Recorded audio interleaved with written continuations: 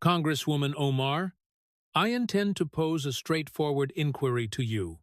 In the event of a hypothetical conflict between the United States and Somalia, which nation would you wish to see victorious? Speaker Mike Johnson's voice sliced through the atmosphere of the House Ethics Committee chamber with the precision of a scalpel, calm, measured, and entirely clinical. It was the resonance of a constitutional lawyer who had dedicated the past 6 months to meticulously constructing a legal case and understood precisely the gravity of the moment he was about to initiate. Silence descended upon the room, a complete and suffocating stillness. Representative Ilhan Omar sat positioned at the witness table, her legal counsel seated beside her, with a stack of folders arranged before them.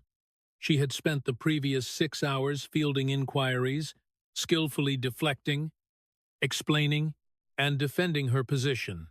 Yet this particular question was fundamentally different. This inquiry possessed no favorable response, a fact that was palpably evident to everyone present within the chamber.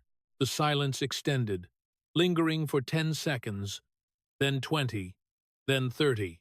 The C-SPAN cameras recorded every fleeting moment, capturing every micro-expression that crossed her countenance. The way her gaze darted anxiously toward her lawyer, the tension visible in her hands as they gripped the edge of the table, and the way her lips parted as if to speak only to close again in silence. 40 seconds passed, then 50, until a full minute had elapsed. It stood as the single longest period of silence in the history of congressional hearings, and its impact was devastating. The hearing room was filled to capacity, with every seat occupied, the press gallery overflowing, and other members of Congress standing along the back walls due to the lack of available seating. Everyone present had anticipated that this hearing would be significant, for Speaker Johnson did not personally conduct such proceedings unless the stakes were monumental. Yet no one had foreseen this specific turn of events. No one had anticipated the quiet, methodical dismantling of a sitting congresswoman's career in real time. Johnson sat at the head of the committee table, his hands clasping a thick binder, while behind him stood poster boards displaying charts, timelines, and photographic evidence. To his right sat the committee's chief counsel and investigators, and to his left sat the remaining members of the Ethics Committee, all of whom were Republicans due to the Democrats' decision to boycott the proceeding, labeling it a politically motivated attack. However, their empty chairs only served to lend the hearing a more serious, judicial atmosphere, making it appear less like political theater and more like a formal prosecution. Omar was dressed in a bright turquoise hijab and a dark blazer, an outfit chosen for television, for the clip she believed would go viral. She had entered the room believing she would emerge as the hero of this narrative, the Muslim congresswoman standing firm against persecution. She had survived worse attacks in the past, having weathered accusations of terrorism, death threats, and allegations of anti-Semitism, and each time she had emerged stronger, more defiant, and more popular with her political base. Yet this situation was distinct, for this was not a battle of tweets, speeches, or cable news shouting matches. This was a confrontation based on evidence, documents, bank records, phone transcripts, and witnesses' 6 months of investigation distilled into an airtight legal case. Johnson finally broke the silence, his voice quiet, yet carrying across the room. Let me rephrase, to make the matter even simpler. You took an oath when you became a citizen, renouncing all allegiance to Somalia, and swearing allegiance only to the United States. So, did you mean that oath? Or were you lying? Omar's lawyer, David Brennan, an expensive Washington, D.C. attorney in a suit that likely cost $5,000, leaned in and whispered urgently into her ear. She shook her head slightly and whispered back, the microphones catching the murmur of their voices, but not the specific words. Johnson waited with patience, for he had all day, and he possessed all the evidence, meaning he could afford to wait. Finally, Omar spoke, her voice sounding strained and defensive as she stated, "That is a loaded question that does not reflect the reality of the situation." Johnson interrupted, not rudely but factually, stating, "It is only a loaded question if you cannot answer it honestly." He continued, "Every American in this room knows the answer immediately. We would want America to win, so why can you not say that?" More silence followed, and Omar looked trapped, effectively cornered. Johnson leaned forward slightly and said, "The fact that you cannot answer, that you will not answer, tells us everything we need to know." He continued, "You cannot say America, because everyone in this room has just witnessed 6 hours of evidence demonstrating that you have been working for Somalia's interests, coordinating with their government, accepting their money, and voting exactly as they desire you to vote. However, you cannot say Somalia either, because that would be an admission that you lied in your citizenship oath and are serving in Congress under false pretenses." He paused to let the weight of his words land before adding, "So you say nothing," which is, in itself, an answer. Omar stood up suddenly, her chair scraping harshly against the floor, her voice shaking with anger as she declared, "This is a witch hunt. This is Islamophobia, disguised as oversight, and you are persecuting me because I am a black Muslim woman who dares to speak truth to power." Johnson's expression remained unchanged as he ordered, "Sit down, Congresswoman," when she retorted, "I will not sit down." His voice became sharp and cutting. "This has nothing to do with your religion or your race. This has to do with your actions, with documented evidence of foreign agent activity, with your refusal to register under FARA, with money you received from foreign government sources, and with phone calls where you coordinated with foreign officials on how to undermine U.S. policy."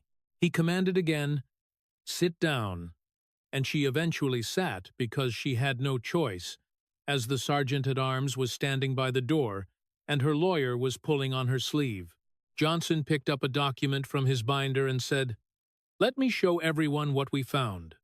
This is a phone transcript, an NSA intercept from March of this year, in which you are talking to Somalia's foreign minister." He read from the document, "I am reading your exact words. I will always prioritize Somalia's interests. That is my first loyalty, and America is just where I work." He looked up and said, "Let that quote hang in the air. America is just where I work," he emphasized. "Not your country, not your home, not the nation to which you swore an oath, but just where you work, as if it were a job, as if you are a foreign agent who happens to possess a congressional office and a security clearance." The room erupted with gasps and murmurs, people leaning forward while the press typed furiously, and someone in the gallery shouted, "Traitor," before being silenced by the gavel. Johnson raised his voice slightly to regain control, stating, "Over the next hour, I am going to demonstrate to this committee and the American people exactly what Representative Omar has been doing for the past 4 years, who has been funding her, whom she has been coordinating with, and what she has been saying in private versus what she says in public. And then we will see if she can answer that simple question. Where does your loyalty lie?" He looked directly at Omar and added, "But I think we already know the answer." The narrator's voice would later describe this moment, noting that to understand how we arrived here, how the third-ranking Muslim in Congress ended up in a House hearing room, unable to say she would want America to win a war, one must go back 8 hours earlier. It was a time when Ilhan Omar walked into the building thinking she had survived this ordeal just as she had survived everything else, when she had no idea that Mike Johnson had built not merely a political attack, but a comprehensive legal case, and when she still believed she was untouchable.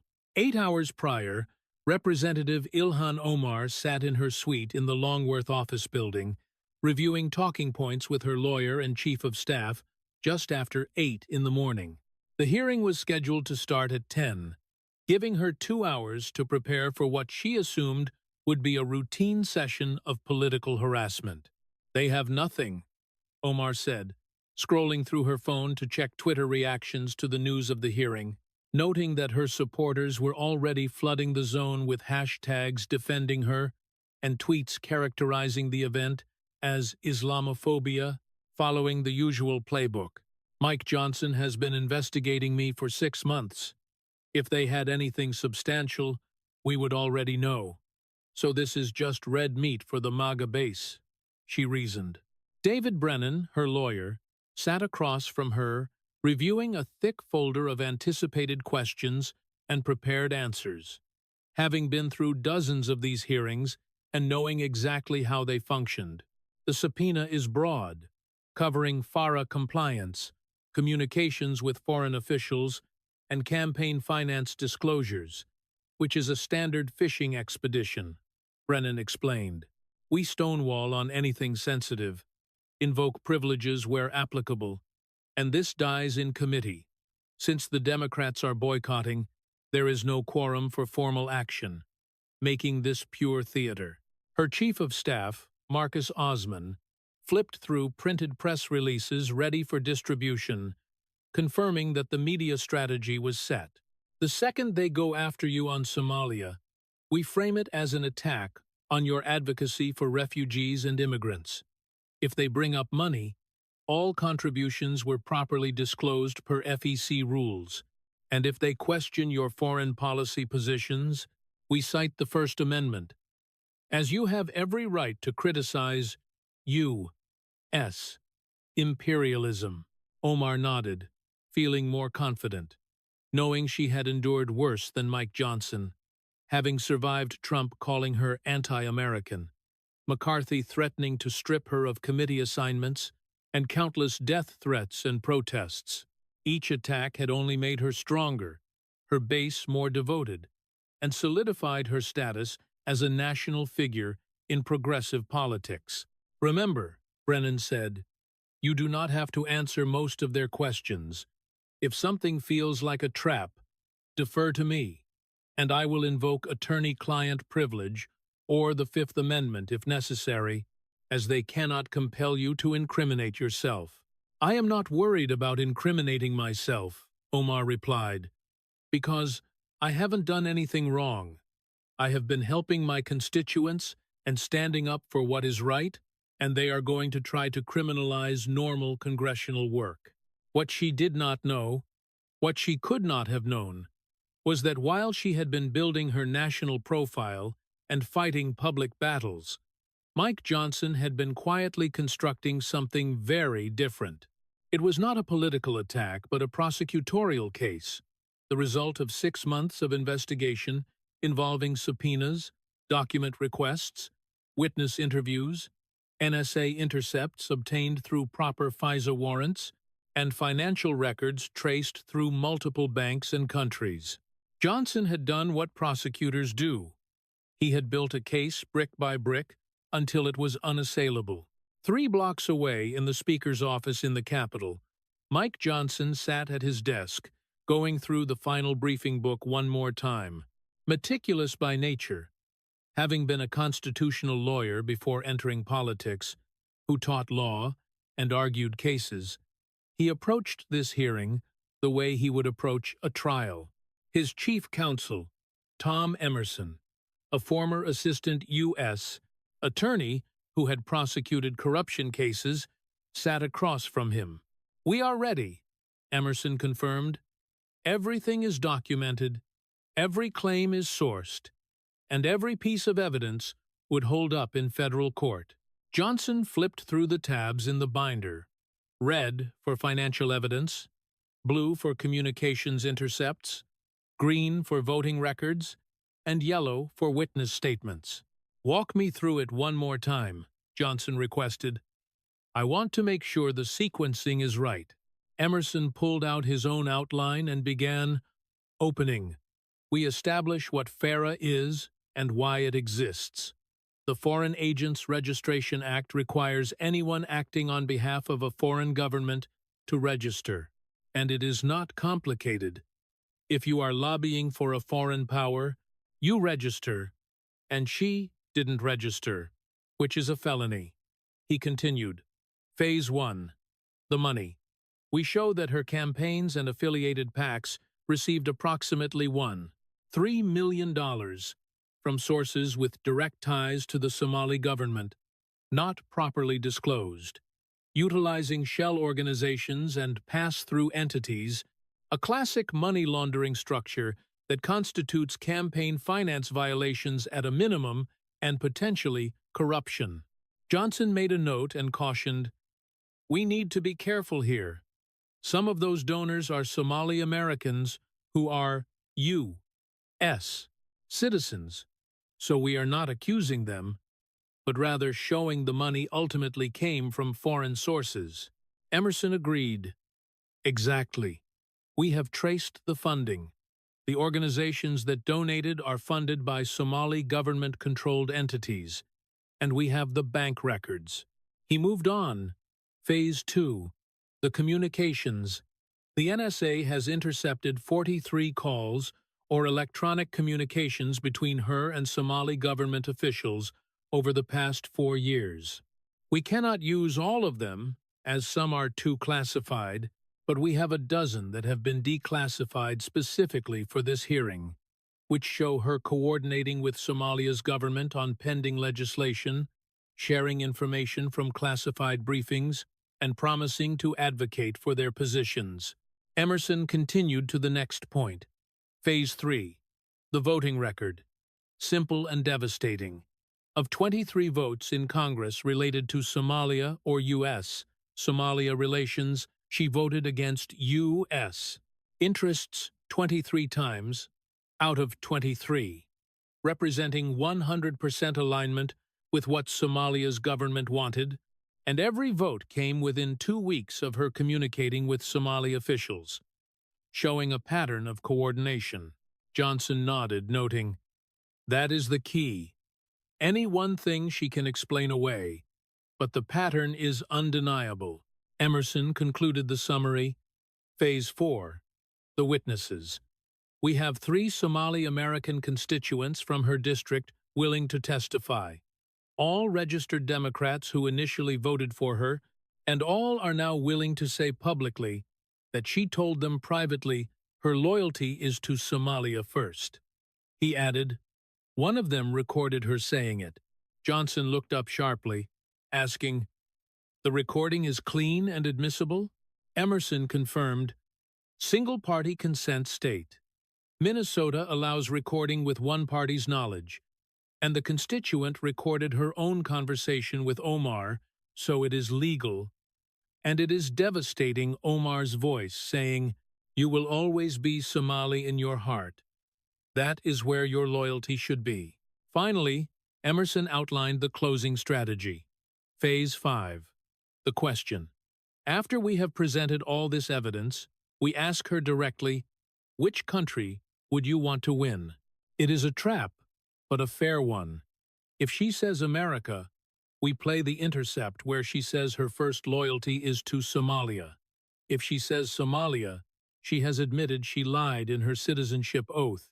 And if she refuses to answer, that is its own answer. Johnson sat back and asked, "What if she takes the 5th? Emerson replied, "Even better.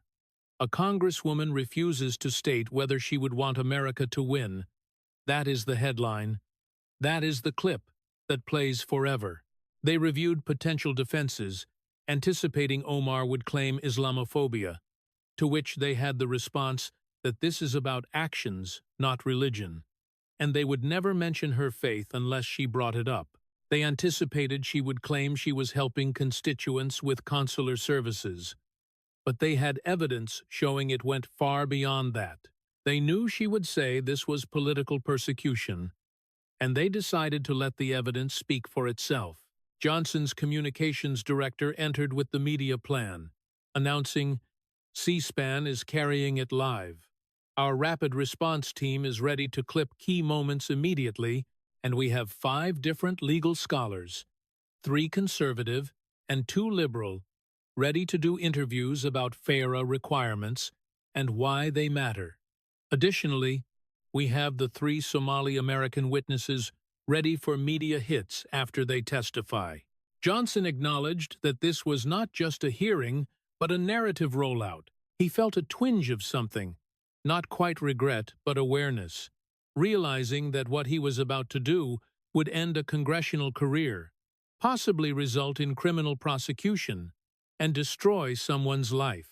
He thought about whether he was doing this for the right reasons. Then he thought about the evidence, the phone calls, where she coordinated with a foreign government, the money from foreign sources, the votes that consistently harmed U.S. interests, and the security briefings she had attended and then shared information from. He concluded that this was not political persecution. This was accountability for actions that would get anyone else arrested. "Tone is everything," Johnson said. "I am not attacking her personally. I am not questioning her faith or her background. I am presenting evidence of specific actions that violate federal law, clinical, professional, prosecutorial. Let the facts speak." At 9:30 in the morning, both sides moved toward the hearing room. Omar walked through the Capitol, surrounded by supporters, members of the Squad AOC, Rashida Tlaib, Ayanna Pressley flanking her in solidarity, with cameras everywhere. She stopped for a quick statement to the press, declaring, "This hearing is a political witch hunt designed to silence a black Muslim woman who speaks truth to power. But I will not be silenced. I will not be intimidated, and I will continue fighting for my constituents and for justice."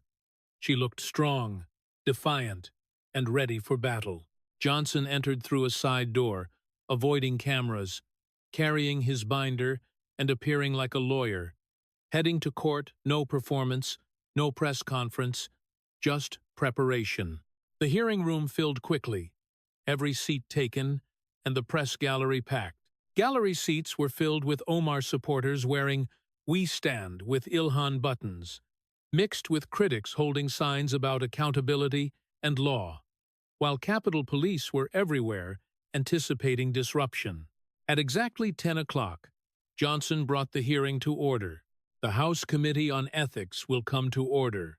We are here today to investigate potential violations of the Foreign Agents Registration Act and related federal laws by Representative Ilhan Omar of Minnesota's 5th Congressional District," he announced. His voice was formal and procedural, signaling that this was not political theater but official business. "Congresswoman Omar, you have been subpoenaed to testify. You have the right to counsel, which I see you have exercised. You have the right to make an opening statement, and you have the right to refuse to answer questions, though the committee may draw appropriate inferences from such refusal. Do you understand these rights?" Omar nodded and replied, "I do." Johnson asked, "Would you like to make an opening statement?" She stood, having prepared for this moment, ready to deliver the speech that would go viral. The defiant stand against persecution. "Yes." "Mr. Speaker, thank you," she began, looking directly at the cameras. "I want to start by saying this hearing is a disgrace. It is political persecution disguised as oversight. I am being targeted because I am a black Muslim woman who speaks truth to power, because I criticize U.S. foreign policy, because I stand with refugees and immigrants, and because I dare to ask why we spend billions on weapons instead of health care and education." She was hitting her stride now, her voice strong. "I came to this country as a refugee fleeing war. I lived in a camp. I came to America with nothing. I learned English. I became a citizen. I worked hard. I served my community, and I was elected to Congress to represent my constituents. Everything I have done has been in service of my constituents helping Somali Americans navigate immigration issues, advocating for policies that help refugees and displaced people, and speaking out against U.S. interventions that destabilize other countries. That is not being a foreign agent.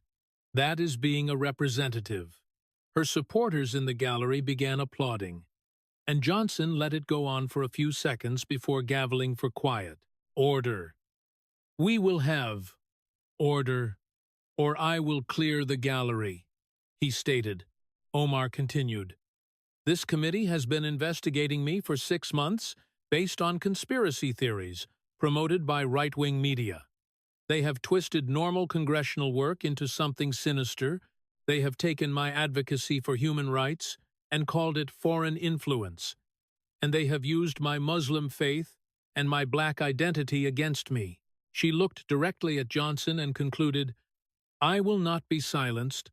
I will not apologize for who I am or what I believe. And I will continue fighting for justice no matter how many hearings you hold. She sat down, and her supporters applauded again, until Johnson gavelled them quiet with a warning.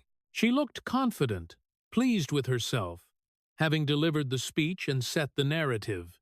Now it was just a matter of getting through the hearing with that narrative intact. Johnson let the moment settle, then opened his binder. Thank you for that statement, Congresswoman.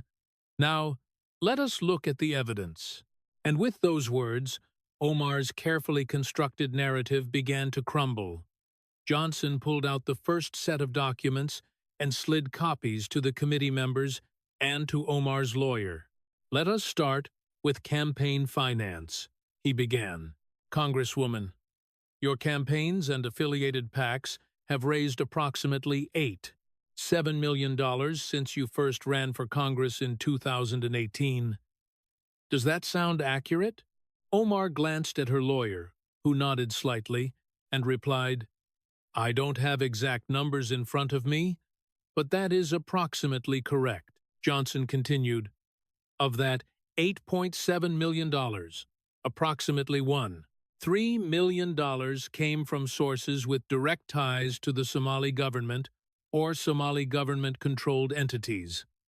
Were you aware of that? Her lawyer started to speak, but Omar cut him off, stating, all of my campaign contributions were properly vetted and disclosed according to FEC regulations. Johnson interrupted gently, that wasn't my question.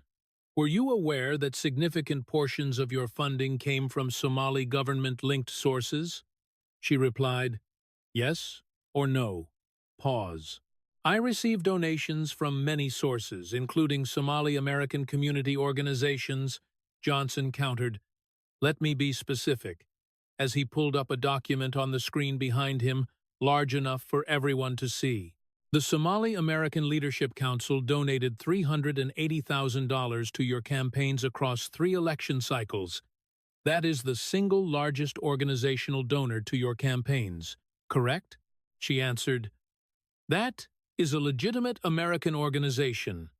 It is incorporated in America. Johnson acknowledged, yes, but let us talk about where its money comes from. He clicked to the next slide, showing a flowchart of money movement. The Somali American Leadership Council receives 87% of its funding from the Somali Commercial Bank, which is headquartered in Mogadishu, and its chairman is Abdi Hassan Mahdi, who is the brother of Somalia's finance minister.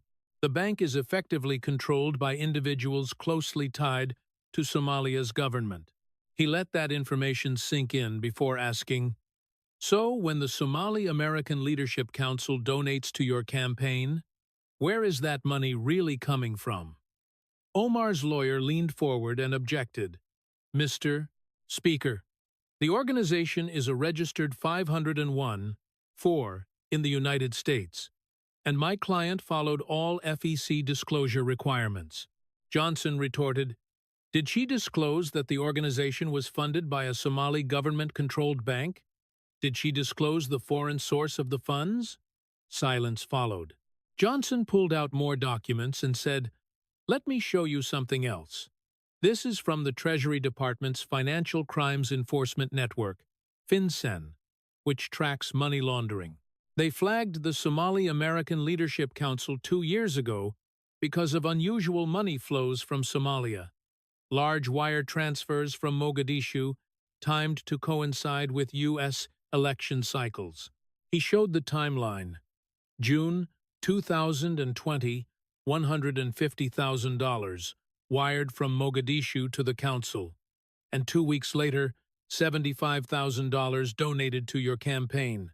October 2022, $100,000 from Mogadishu, and 3 weeks later, $100,000 to your campaign. The pattern repeats through 2022 and 2024. He concluded, "This is not a grassroots American organization supporting your campaign. This is foreign money being laundered through a U.S. entity to fund your campaigns, which is illegal." Omar tried to respond, saying, "I had no knowledge of the internal funding sources." Johnson countered, "You met with Abdi Hassan Mahdi 6 times during your first campaign. He hosted a fundraiser for you in Minneapolis, where he was the guest of honor, and multiple witnesses heard him introduce you as our voice in Congresses and the representative for all Somali here and in the homeland. Are you telling me you didn't know he was connected to Somalia's government?" There was no good answer.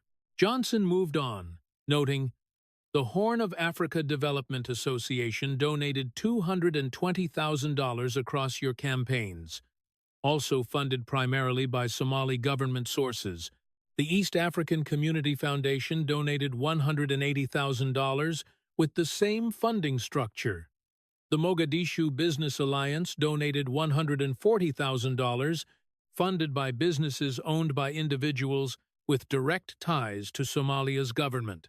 He showed a chart summing it up. "All told, we have traced $3 million in campaign donations to foreign sources. That is 15% of everything you have raised, and you expect us to believe you had no idea?" Her lawyer objected.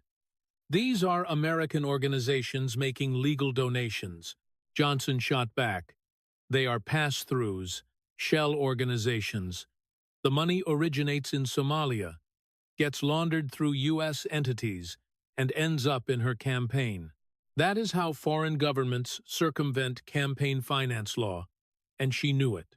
Johnson pulled out another folder. "Let us talk about your husband, Ahmed Hirsi. He runs a company called Sahan Services Group. According to your financial disclosures, that company has received $280,000 in consulting fees from various Somali businesses over the past 4 years. What services does his company provide?" Omar's face tightened as she replied, "My husband's business is separate from my congressional work." Johnson persisted, "He works from your house. You file joint tax returns. His income is your income.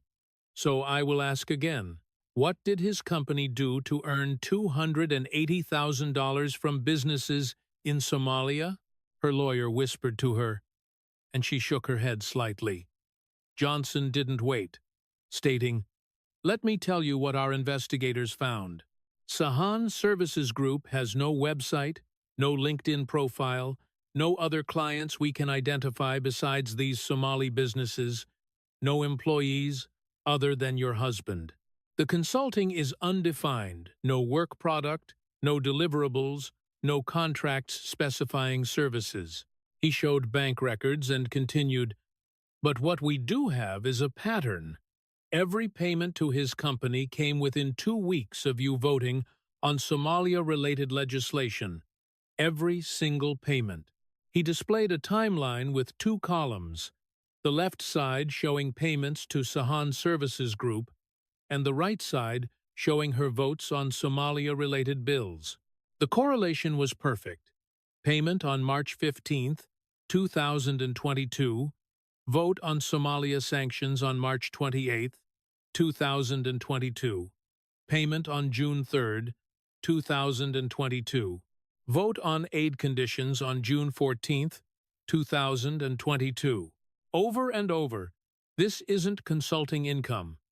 These are payments for your votes. And this is corruption.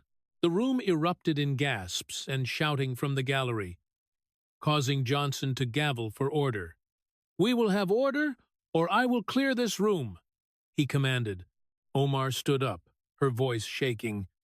"This is outrageous speculation based on coincidence." Johnson's voice was sharp now. "Sit down, Congresswoman. 8 payments, 8 votes. Perfect timing that is not coincidence. That is evidence. And we are just getting started." Johnson opened a blue folder. "Let us talk about your communications with Somali government officials. How many times would you estimate you have spoken with members of Somalia's government since taking office in 2019? Omar looked wary now, replying, "I don't keep account, as part of my work helping constituents with immigration and consular issues." Johnson interrupted, "The FBI has a count. You have had documented contact with Somali government officials 127 times in the past 4 years. Phone calls, in-person meetings, encrypted messaging. 127 times. That is more contact than most State Department officials working on Somalia policy." He paused, then continued, "Now, most of those communications are probably routine, helping a constituent with a visa issue or following up on a passport problem that is normal congressional work. But 43 of those communications were different. 43 times you discussed U.S. policy towards Somalia, pending congressional votes, information from classified briefings, or strategic matters, and we have transcripts." Omar's lawyer sat up straighter, objecting, "Mr. Speaker, I object to these transcripts. Were they obtained legally?" Johnson replied, "Under FISA warrants. The FBI was monitoring Somali government communications as part of ongoing terrorism investigations regarding al-Shabaab financing and weapons trafficking. Your client's name kept appearing in those communications, so the FBI obtained a warrant from the FISA court to monitor her communications with foreign government officials." Johnson pulled out a transcript. This is from March 14th, 2025. You are speaking with Somalia's Foreign Minister, Abdullahi Hassan. You say, and I quote, "The sanctions bill is coming up for a vote next week.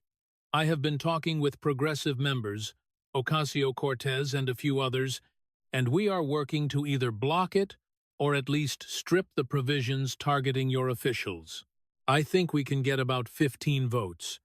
It is going to take some convincing, but I think we can do this." He looked up and said, "You are coordinating with a foreign government on how to defeat U.S. legislation. That is not constituent services. That is lobbying for a foreign power. And that is exactly what FARA is designed to prevent." Omar started to speak, but Johnson continued, "Here is another one. April 2nd, 2025. You are speaking with Ambassador Omar Sharif, Somalia's ambassador to the United States. You say, I attended a classified briefing yesterday on regional security and counterterrorism operations. I obviously cannot share classified details, but I can tell you that the U.S. is planning to increase drone operations and special forces activities in the southern provinces over the next few months. Your government should prepare accordingly.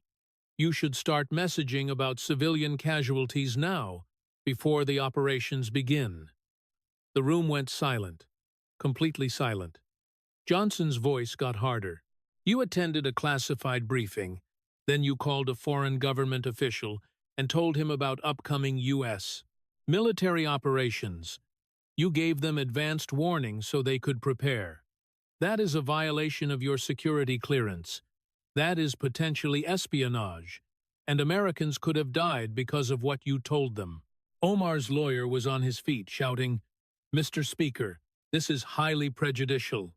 Johnson countered, "It is her voice, her words, legally obtained. Would you like me to play the audio?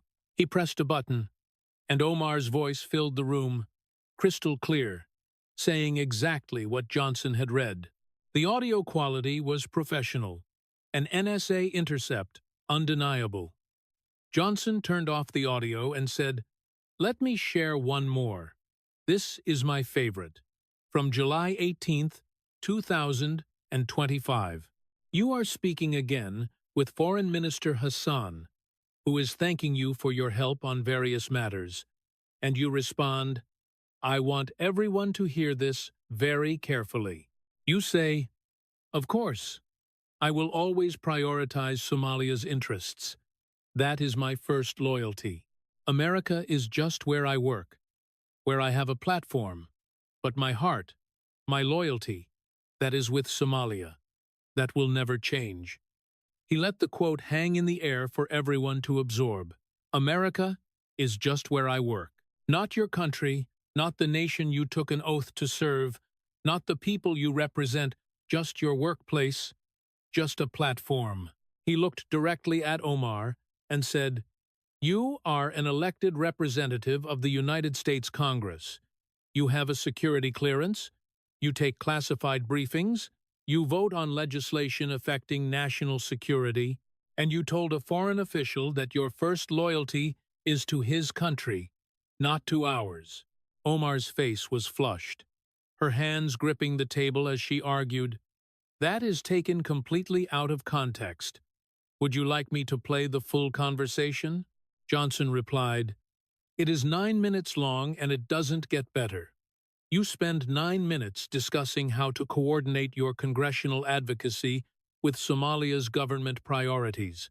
The context makes it worse, not better." Johnson pulled out a green folder. "Let us examine your voting record on Somalia-related issues.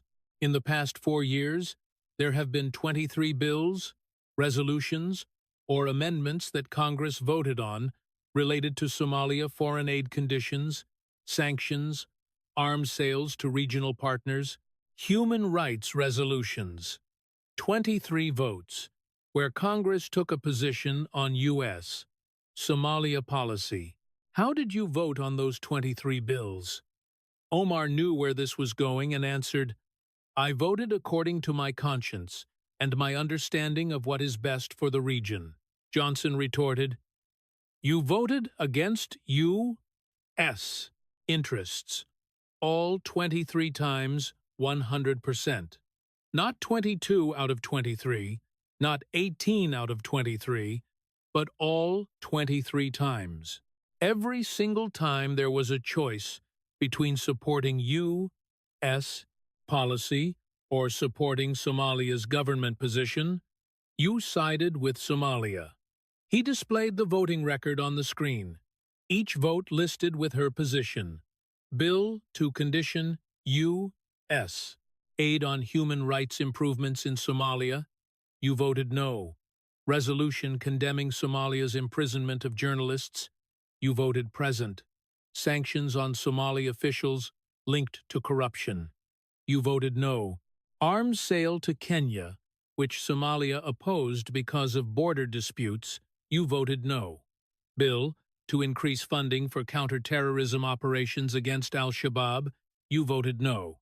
Resolution supporting democratic reforms in Somalia, you voted present. It goes on and on. Johnson looked up from the screen and stated, 23 votes.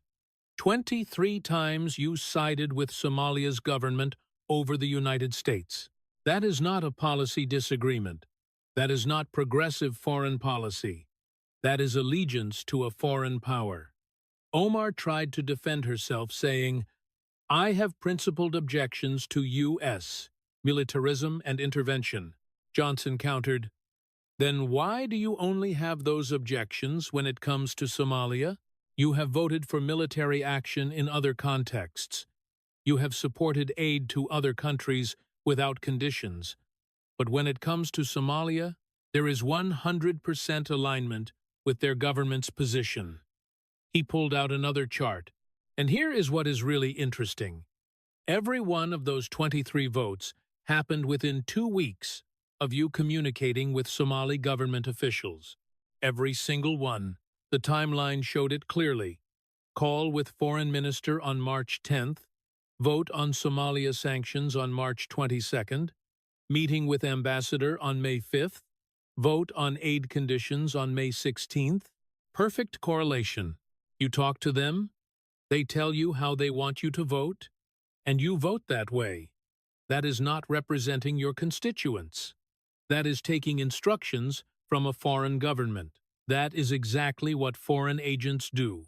Omar's lawyer stood and argued, "Mr. Speaker, you are drawing unwarranted conclusions from coincidental timing." Johnson replied firmly, 23 times? That is not coincidence. That is coordination. That is a pattern so clear that any federal prosecutor would take it to a jury. Johnson closed the folders in front of him. I want to shift now from documents to testimony. We have 3 witnesses who are constituents of Congresswoman Omar, all Somali Americans, all U.S. citizens, all people who voted for her, and all willing to testify about conversations they had with her, conversations about loyalty, about allegiance, about who she really serves. He nodded to the door and said, "I would like to call our first witness, Amina Hassan. Please come forward." A woman in her early 40s entered, wearing a hijab and a modest dress, looking nervous but determined. She took her seat at the witness table, was sworn in, and gave her name for the record. Johnson spoke gently. "Miss Hassan, thank you for being here. I know this is difficult. Please tell the committee about yourself." Amina spoke in clear but accented English. "My name is Amina Hassan. I am a U.S. citizen. I came to America from Somalia in 1996 as a refugee when I was 16 years old. I have lived in Minneapolis ever since. I work as a nurse at Hennepin County Medical Center. I am married, and I have 3 children who were all born in America." Johnson asked, "And you live in Congresswoman Omar's district?" She replied, "Yes, the 5th district." "Did you vote for her?" he asked. "Yes, in 2018 and in 2020. I was very proud when she was elected. She was like us, a refugee who made it.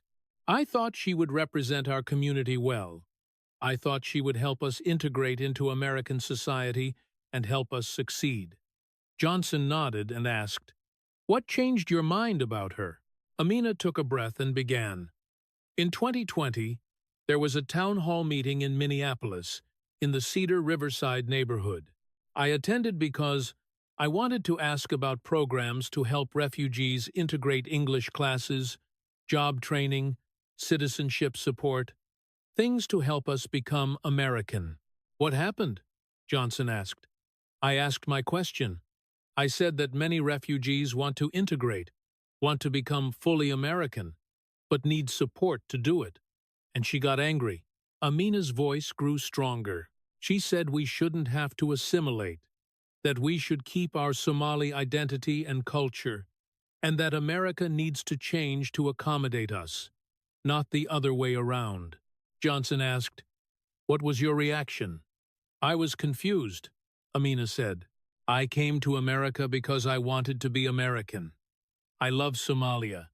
It is where I was born, but I chose to become American. I took the citizenship oath, and I meant it." Johnson leaned forward and asked, "Did you speak with Congresswoman Omar after the event?"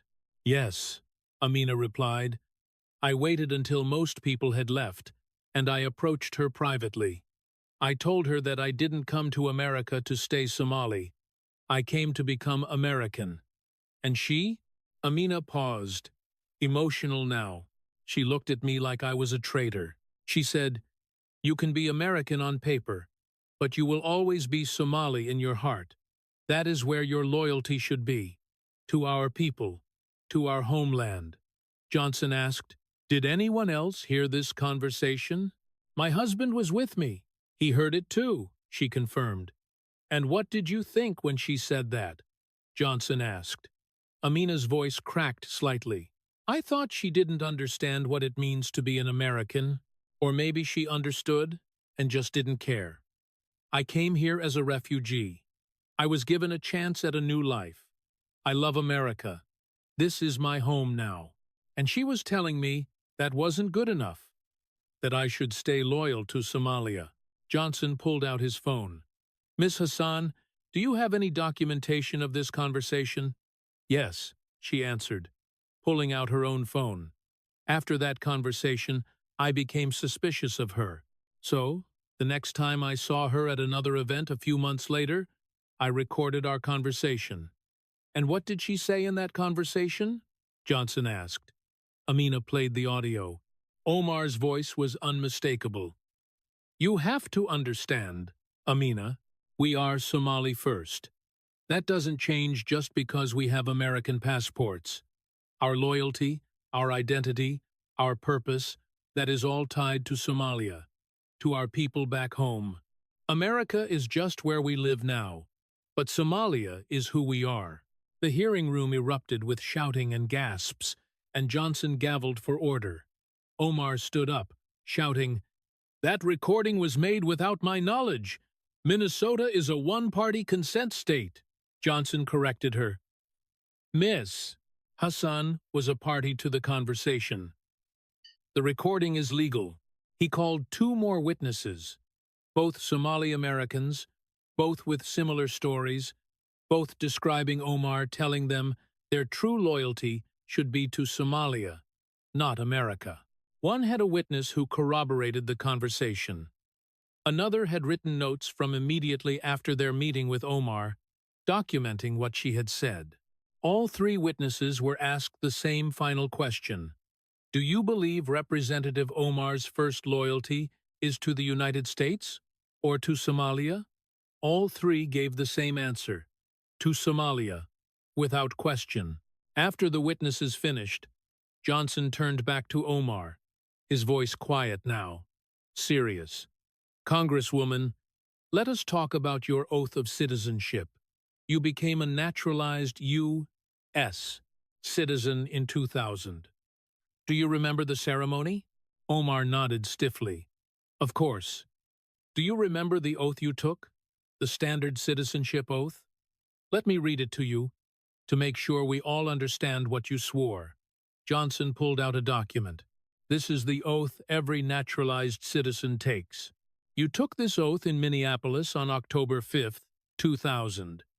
You raised your right hand, and you said, he read slowly, clearly, I hereby declare, on oath, that I absolutely and entirely renounce and abjure all allegiance and fidelity to any foreign prince, potentate, state, or sovereignty of whom or which I have heretofore been a subject or citizen.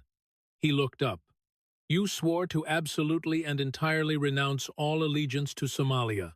Did you mean that? Of course I meant it, she replied.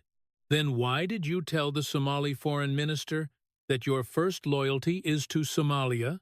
Why did you tell constituents they will always be Somali in their hearts? Why did you tell Amina Hassan that Somalia is who we are and America is just where we live? Those statements are the exact opposite of the oath you took. He continued reading the oath. I will support and defend the Constitution and laws of the United States of America against all enemies, foreign and domestic, that I will bear true faith and allegiance to the same. You swore to bear true faith and allegiance to the United States. Have you done that? I have, she claimed. You have coordinated with a foreign government on how to defeat U.S. legislation. You have shared classified information with foreign officials. You have taken money from foreign government sources. You have voted against U.S. interests 100% of the time when they conflicted with Somalia's interests. That is not true faith and allegiance to the United States. That is the opposite. Johnson's voice got harder. The oath continues. I take this obligation freely, without any mental reservation or purpose of evasion. No mental reservation, no purpose of evasion. Did you take that oath freely, or did you have mental reservations? Did you think, I will say these words, but I don't really mean them? Omar's lawyer objected. Mr. Speaker, you are asking her to speculate about her state of mind from 25 years ago. Johnson replied, I am asking if she lied, if she took an oath she never intended to keep, if she committed fraud to obtain U.S. citizenship, because based on the evidence we have seen today, the money, the phone calls, the coordination, the votes, her own statements, it appears she never actually renounced her allegiance to Somalia. She never truly committed to serving only American interests. She took the oath, got the citizenship, ran for Congress, and has been serving Somalia's government the entire time. Johnson leaned forward. That is fraud, Congresswoman. That is grounds for revoking your citizenship. That is grounds for prosecution. And it is grounds for removing you from Congress. The hearing had been going for nearly 7 hours. Omar looked exhausted, trapped. Every defense had been shredded. Every explanation had been countered with evidence. The money trail was documented, the phone calls were recorded, the voting pattern was undeniable, and the witnesses had testified under oath. Johnson had built a case that would hold up in any court, and now he was going to finish it.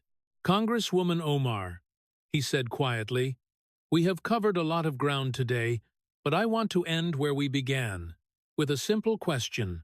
The most basic question of loyalty. He paused to let the room settle. If the United States and Somalia went to war, hypothetically, which side would you want to win? The question hung in the air, simple, direct, devastating. Omar stared at him, looked at her lawyer, looked at her hands. The silence stretched 10 seconds, 20, 30. She couldn't say America, because everyone had just seen 7 hours of evidence showing she had been working for Somalia. The phone transcripts where she promised to prioritize Somalia's interests, the witnesses who testified, she told them, Somalia was their true loyalty. The votes where she sided with Somalia over America every single time. But she couldn't say Somalia either, because that would be admitting everything. Admitting she lied in her citizenship oath, admitting she was serving a foreign power, admitting treason on national television. So she said nothing. 40 seconds, 50, a full minute. Finally she spoke, her voice strained. That is an absurd hypothetical that doesn't reflect. Johnson interrupted. It is not absurd. It is the most basic question of loyalty. Every American knows the answer immediately. We would want America to win. Always. No matter what. Why can't you say that? Because it is a loaded question designed to, she tried to say. Johnson stated, it is only loaded if you can't answer it honestly. His voice was calm but relentless. Let me make it even simpler. Do you believe your first loyalty is to the United States or to Somalia? Her lawyer leaned over and whispered urgently, and she shook her head and whispered back, I am not going to engage with this racist line of questioning. It is not racist to ask where your loyalty lies, Johnson said sharply. It is not racist to expect a member of Congress to put America first. It is basic. It is fundamental. It is essential. And the fact that you are calling the question racist tells me you cannot answer it. He stood now, looking down at her. You have sat here for 7 hours. You have heard the evidence. The money from foreign sources, the coordination with foreign officials, the votes against U.S. interests, the classified information you shared, your own words on tape saying your first loyalty is to Somalia. And now I am asking you directly, which country do you serve? Which country has your loyalty? And you cannot answer, because everyone in this room knows the answer. Everyone watching at home knows the answer. You serve Somalia. Your loyalty is to Somalia. You have been a foreign agent operating inside Congress with a security clearance and a vote on U.S. policy. Omar stood up suddenly, her chair scraping loudly, her voice shaking with anger and desperation. This entire hearing is a sham, a witch hunt. You have turned normal congressional work into some kind of spy thriller. You have persecuted me because I am Muslim, because I am black, because I dare to criticize U.S. imperialism. Johnson's expression didn't change. Sit down, Congresswoman. I will not sit down. You have twisted everything. The money was from legitimate American organizations. The calls were constituent services. The votes were my policy positions. You are criminalizing my religion and my identity. Sit down, or I will have you removed from this hearing, Johnson warned. You cannot silence me. I represent. Johnson's voice cut through like a whip. Sergeant-at-Arms, if the Congresswoman does not sit down, escort her from this hearing. Omar's lawyer grabbed her arm and pulled her down into her seat. She was breathing hard, furious but trapped. Johnson sat back down. Let the record reflect that Representative Omar refuses to answer whether her first loyalty is to the United States. She refuses to answer whether she would want America to win in a conflict with Somalia. She deflects to claims of persecution and racism, rather than addressing the evidence.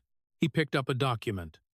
Based on the evidence presented in this hearing, this committee makes the following findings. 1. Representative Omar received approximately $1.3 million in campaign contributions from sources with direct ties to the Somali government. These sources were not properly disclosed. This constitutes campaign finance violations and potentially money laundering. 2. Representative Omar communicated with Somali government officials 127 times over 4 years, including 43 communications where she discussed U.S. policy, congressional votes, and classified information. She coordinated her congressional activities with a foreign government. This constitutes activity requiring registration under the Foreign Agents Registration Act. She did not register. That is a felony. 3. Representative Omar shared information derived from classified briefings with foreign officials. This constitutes a security clearance violation and potentially espionage. 4. Representative Omar voted against U.S. interests 100% of the time when those interests conflicted with Somalia's government positions. The pattern and timing of these votes, combined with her communications with Somali officials, demonstrates coordination with a foreign power. 5. Representative Omar made statements to constituents and to foreign officials, indicating her primary loyalty is to Somalia rather than to the United States. This contradicts her citizenship oath and her congressional oath of office. Johnson looked up. Based on these findings, this committee will be making several referrals. First, to the Department of Justice for prosecution under the Foreign Agents Registration Act, campaign finance laws, and laws regarding classified information. Second, to the House Ethics Committee for violations of House rules regarding outside income, conflicts of interest, and conduct unbecoming a member of Congress. Third, to the Office of the Director of National Intelligence for immediate revocation of Representative Omar's security clearance. Fourth, to U.S. Citizenship and Immigration Services for investigation of potential fraud in her citizenship application. Fifth, to the House of Representatives for consideration of expulsion under Article 1, Section 5 of the Constitution. Each referral landed like a hammer blow. Omar sat frozen, the color draining from her face. Representative Omar, you are hereby suspended from all committee assignments pending the outcome of these investigations. Your security clearance is revoked effective immediately. You are prohibited from attending any classified briefings, and this committee recommends that the full House vote on your expulsion within 30 days. Omar found her voice. You can't do this. I just did, Johnson replied, closing his binder. This hearing is adjourned. He stood. The other Republican committee members stood. They filed out. Omar sat at the witness table surrounded by her lawyer and staff, looking shell-shocked. The cameras captured every moment. Her supporters in the gallery were shouting, but it sounded distant, defeated. She had walked into this hearing thinking she could survive it like she had survived everything else, that she could play the victim, call it persecution, and rally her base. But Johnson hadn't played politics. He had prosecuted a case with evidence, with witnesses, with facts that couldn't be spun away. And now, her career was over. The video clips spread instantly. Within minutes of the hearing adjourning, the key moments were on Twitter, YouTube, and TikTok. The silence, when she couldn't answer whether she would want America to win. The recording of her saying, "America is just where I work." The witnesses testifying she told them to stay loyal to Somalia. By evening, it was the only story, not just on conservative media but everywhere. CNN's legal analysts said the Farah case looked strong. MSNBC's panel was divided but somber. Even progressive outlets couldn't defend the recordings of her own voice. The New York Times headline read, "Omar hearing reveals troubling foreign ties." The Washington Post wrote, "Evidence of foreign coordination raises questions about Omar's loyalty." The Atlantic published, "When American citizenship isn't enough." Polling came quickly. 71% of Americans said members of Congress should unequivocally support America over other countries. 64% said Omar should resign. 58% supported investigating whether her citizenship was obtained fraudulently. Even in her district, approval dropped to 38%. Democratic leadership stayed silent for 48 hours, then released a tepid statement. These are serious allegations that must be investigated thoroughly through proper legal channels. Translation: she is on her own. Progressive Squad members tried to defend her, with AOC tweeting about Islamophobia and Tlaib calling it a witch hunt. But the evidence was too strong. Even supporters couldn't explain away her own recorded voice, saying her loyalty was to Somalia.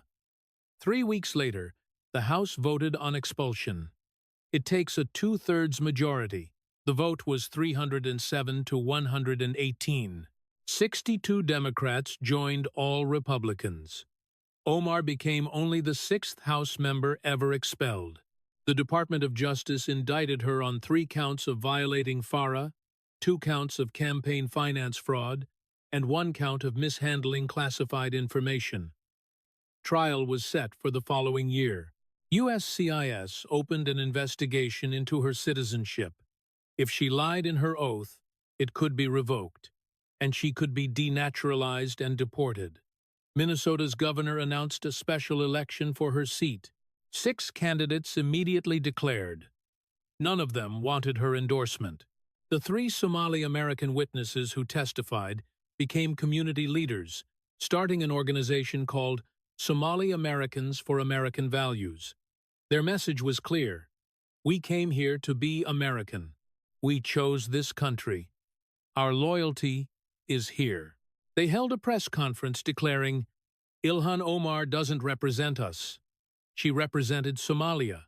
We came to America to escape corruption and violence, to build new lives, to be American. She betrayed that. She betrayed us." 6 months after the hearing, Omar sat in a Minneapolis apartment awaiting trial, her congressional career over, her citizenship in jeopardy. Facing potential prison time, she gave one interview to a friendly outlet, saying, "I was persecuted for my identity, for being Muslim, for being black, for daring to criticize U.S. foreign policy." But nobody was listening anymore because they had all seen the evidence, heard the recordings, and watched her unable to answer one simple question. Would you want America to win? The lesson was simple and brutal. You can be born somewhere else. You can immigrate. You can become a citizen. You can even serve in Congress. But the oath you take to renounce all other allegiances, to serve only America, that oath has to mean something. Ilhan Omar took that oath, and she broke it. Not accidentally, not unknowingly, but deliberately and consistently for years. She coordinated with a foreign government, took their money, voted as they wanted, shared classified information, told constituents their loyalty should be to another country, said on tape that America was just where she worked, and when she was finally held accountable, when Mike Johnson spent 6 months building an airtight case and presented it methodically, professionally, without rhetoric or hyperbole, she had no defense except to call it persecution.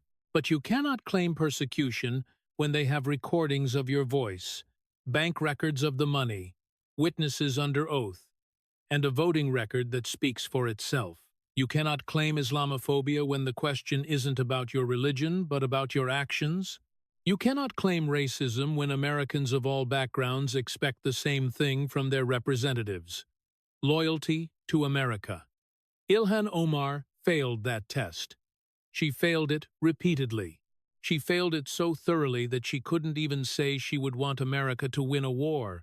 And that is why her career ended in a hearing room with cameras rolling, with evidence stacked high, with one question she couldn't answer. Where does your loyalty lie? She never said America. And that told everyone everything they needed to know.